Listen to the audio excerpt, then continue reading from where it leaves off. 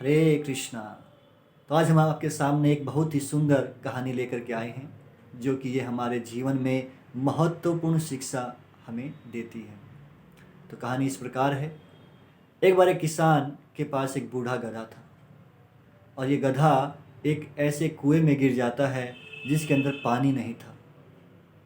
किसान को पता चला तो किसान ने सोचा क्या किया जाए। इसको बाहर निकालूंगा तो बहुत धन खर्च होगा, बहुत मेहनत लगेगा, और वैसे भी ये बूढ़ा हो चुका है, ज़्यादा समय मेरा साथ देने वाला है नहीं। तो ऐसा विचार करके किसान ने सोचा कि इसको कुएं के अंदर ही मिट्टी डाल करके दफना दिया जाए, इसके लिए वो बेहतर होगा। और फिर किसान ने अपने सारे पड़ोसियों को बुलाया, पड़ोसियों को सारी बात बताई, वो लोग भी राज़ी हो गए उसका साथ देने के लिए। अब ऊपर से मिट्टी डालना शुरू करते हैं।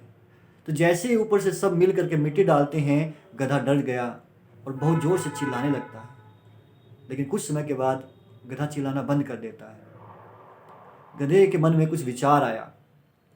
उसने सोचा कि जो मिट्टी मेरे ऊपर गिर रही है, अगर इस मिट्टी को मैं अपने से नीचे गिरा दूं और इसके ऊपर मैं खुद चढ़ जाऊं तो मैं मिट्टी के ऊपर रहूँगा।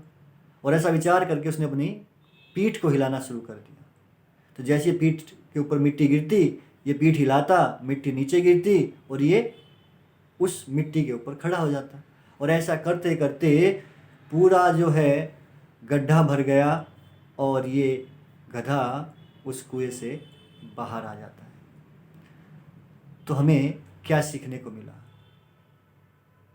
हमें ये गधा सिखा रहा है कि यदि हमारे जीवन में समस्याएं आती हैं, अगर हम उन समस्याओं से डर जाते हैं, चिल्लाने लगते हैं, तो कभी भी उन समस्याओं को हम सोल्व नहीं कर सकते, कभी समाधान हम नहीं निकाल सकते।